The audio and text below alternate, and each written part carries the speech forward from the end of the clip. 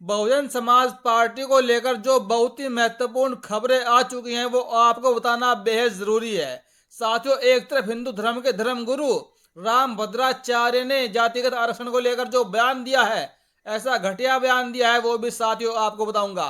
और एक तरफ बड़ी खबर आ रही है महाराष्ट्र से। बहुजन समाज पार्टी की सुप्रीमो मायावती की खबर महाराष्ट्र से है, जो आपको बताना बेहद जरूरी है। और भी तमाम खबरें साथियों ऐसी हैं जो राजस्थान से हैं, बहुजन समाज से जुड़ी खबरें हैं, जो साथियों बेहद ही आपको जरूरी है जानना।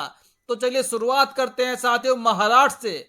महाराष्ट्र में आप जानते हैं 20 नवंबर को विधानसभा चुनाव की वोटिंग है। महाराष्ट्र राज्य में 288 विधानसभा की सीटों पर चुनाव है, जिनमें लगभग साथियों बहुजन समाज पार्टी 288 विधानसभा की सीटों पर चुनाव लड़ने का काम कर रही है। लेकिन साथियों महाराष्ट्र में बहुजन समाज पार्टी ने इस बार कोई तरह का गठबंधन नहीं किया।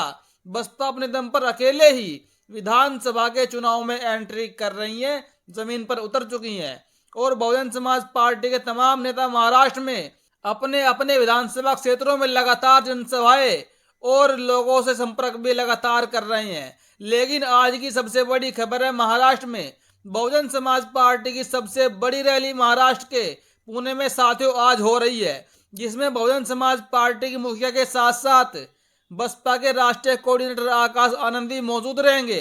बसपा के एकमात्र राज्यसभा सांसद रामजी गौतम भी मौजूद रहेंगे। और साथ ही जो वहां के प्रदेश अध्यक्ष है सुनील डोंगरे, वो भी मौजूद रहेंगे। और साथ ही जो अन्य बीएसपी के नेता हैं, प्रभारी हैं, अध्यक्ष हैं, वो भी वहां पर मौजूद रहेंगे। साथियों महाराष्ट्र की विधानसभा चुनाव में इस बार बहन जी का ऐलान ये भी है कि इस बार हम किसी भी पार्टी को बाहर से समर्थन नहीं करेंगे और कोशिश करेंगे सरकार में हमारा भी हिस्सा हो। ये बहन कुमारी मायावती जी का मेन मोटिव है महाराष्ट्र को लेकर। और एक तरफ बहुजन समाज पार्टी ने उत्तराखंड में बड़ा बदलाव किया है। जी हाँ साथियों, बहुजन समाज पार्टी ने अपने पूर्व एमएलसी नौशाद अली को, जो कि पार्टी में पिछले कई सालों से कार्यरत है, पार्टी के एमएलसी भी रह चुके हैं, उनको बहन कुमारी मायावती ने उत्तराखंड का प्रभारी बनाया है। और साथ ही बसपा के उत्तराखंड के नवनिर्वाचित प्रभारी ने बहुजन समाज पार्टी के कार्यकर्ताओं पदाधिकारियों से अपील की है कि वो संगठन को मजबूत करने का काम करे। हमारी पार्टी सबके हितों की रक्षा करती है और रक्षा कर रही है, इसलिए इस संगठन को मजबूत करना बेहद ही जरूरी है। और एक तरफ साथियों आपको बताऊंगा, राजस्थान के हाई कोर्ट ने SC/ST एक्ट को कमजोर कर दिया है। जी हाँ साथियों, राजस्थान की हाई कोर्ट ने ऐसी बात बोली है SC/ST एक्ट को लेकर, जो साथियों आपको जानकर बड़ा ही आपको आश्चर्य होगा, आपको धक्का भी लगेगा। इस खबर को पढ़िए। भंगी, नीच, भिखारी और मंगती जैसे शब्द जाति सूचक नहीं है, हाई कोर्ट। जी हाँ साथियों, ये फैसला है राजस्थान के हाई कोर्ट का। राजस्थान हाई कोर्ट ने SC/ST एक्ट के मामले में दर्ज के मुकदमे पर सुनवाई करते हुए अहम आदेश पारित किया है। कोर्ट ने कहा कि भंगी, नीच, भिखारी जैसे मंगती शब्द जाति सूचक नहीं है। हाई कोर्ट ने 4 अपीलकर्ताओं को राहत देते हुए उनके खिलाफ लगी SC/ST एक्ट की धाराओं के अपराध को हटा दिया है। ये साथ सबसे बड़ी खबर है SC/ST समाज के लिए। लगातार हमारे देश में SC/ST के अधिकारों को छीना जा रहा है, चाहे SC/ST एक्ट का मामला हो, चाहे जातिगत आरक्षण का मामला हो, चाहे साथियों नौकरियों का मामला हो। क्योंकि एक तरफ जो अभी हाल ही में 1 अगस्त को फैसला आया था सुप्रीम कोर्ट का SC/ST आरक्षण में बंटवारे का, साथियों उसको तमाम देश के कई राज्यों ने लागू कर दिया अपने अपने राज्य में। और एक तरफ साथियों एक बयान आया है हिंदुओं के धर्मगुरु राम भद्राचार्य जी का। वैसे तो आप इनको धर्मगुरु मानते होंगे, लेकिन ये किसी भी एंगल से धर्मगुरु नहीं लगते। हालांकि साथियों ये आंखों से अंधे हैं, इनको दिखाई कुछ नहीं देता है, लेकिन ये फिर भी देश में तमाम हिंदू मुस्लिम का मुद्दा फैलाते हैं और SC/ST के खिलाफ हमेशा जहर उगलने का काम करते हैं।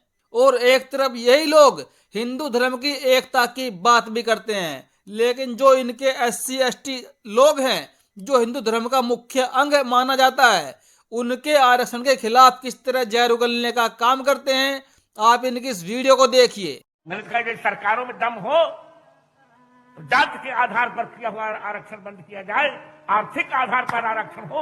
अपना अध्यक्ष समाप्त हो। साथियों, आपने वीडियो देखा। इस वीडियो में कैसे ये लोग SC ST के आरक्षण के खिलाफ जहर उगल रही हैं। इनका साफ साफ कहना है कि देश से जातिगत आरक्षण खत्म कर देना चाहिए, यानी कि SC ST OBC का आरक्षण खत्म कर देना चाहिए और आरक्षण आर्थिक आधार पर हो। जब आरक्षण खत्म हो जाएगा तो हमारे देश से जातिवाद अपने आप ही खत्म हो जाएगा, जातियां खत्म हो जाएंगी। तो मैं इनसे पूछना चाहता हूं, जब देश में आरक्षण नहीं बनाता, जब संविधान नहीं बनाता, जब किसी के पास कोई ऐसा विशेष अधिकार नहीं था, तो क्या देश में तब जातियां खत्म हो पाई? क्या तब जातिवाद खत्म हो पाया जो अब खत्म हो जाएगा?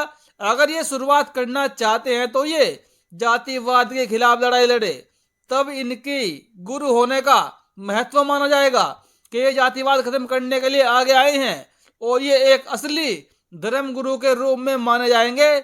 और एक तरफ जम्मू एंड कश्मीर को लेकर बड़ी खबर आ रही है धारा 370 को लेकर। साथियों, आप जानते हैं केंद्र की बीजेपी की सरकार ने जम्मू एंड कश्मीर से धारा 370 को हटवा दिया है कानून लाकर। लेकिन जब से जम्मू एंड कश्मीर में नई सरकार बनी है, उमर अब्दुल्ला वहां के मुख्यमंत्री बने हैं और उनका समर्थन कांग्रेस ने किया है। साथियों, जम्मू एंड कश्मीर की सरकार विधानसभा में एक कानून लेकर आई, उसको पारित भी कर दिया गया, जिसका समर्थन कांग्रेस के 6 विधायकों ने भी कर दिया। लेकिन साथियों, अब एक बयान आया है कांग्रेस के अध्यक्ष मल्लिकार्जुन खड़गे का। उन्होंने ऐसा बयान दे दिया जिससे नेशनल कॉन्फ्रेंस पार्टी पूरी तरह कांग्रेस पर भड़क गई है। खड़गे जी का कहना है कि हमने ऐसी कोई भी मांग नहीं की जिसमें 370 धारा को वापस लाया जाने का वादा हो, जिसमें धारा 370 को वापस लाने की बात कही गई हो। और इतनी बात को सुनते ही नेशनल कॉन्फ्रेंस का एक एक नेता कांग्रेस के ऊपर साथियों भड़क गया है। साथियों, इस मुद्दे पर आपकी क्या राय है? क्या जम्मू एंड कश्मीर में धारा 370 वापस लाई जानी चाहिए? इसका जवाब आप अपने कमेंट बॉक्स में दीजिएगा। और एक तरफ बहुजन समाज पार्टी उत्तर प्रदेश की 9 विधानसभा की सीटों पर बड़े दम के साथ विधानसभा का चुनाव लड़ रही है। हालांकि साथियों, आपको उत्तर प्रदेश में अभी तक कोई बड़ी रैली मायावती व किसी अन्य बड़े नेता की नहीं देखी होगी आपने उपचुनाव में, लेकिन बहुत जल्द बड़ी रैली उत्तर प्रदेश में भी बहुजन समाज पार्टी की तरफ से आयोजित की जा सकती है। अभी के लिए इतना ही, धन्यवाद। नहीं, ये तो कभी कांग्रेस के लिए बीजेपी वाले कहते थे कि कांग्रेस की भी पार्टी है, कभी मिलकर समाजवादी पार्टी के साथ में कह रहे थे, अब बीजेपी के साथ में कह रहे हैं। ये तो जो कहने वाले लोग हैं वो उनका काम है, लेकिन ये कि बहुजन समाज पार्टी न किसी की बी पार्टी न किसी की सी पार्टी, बहुजन समाज पार्टी एक नेशनल पार्टी है।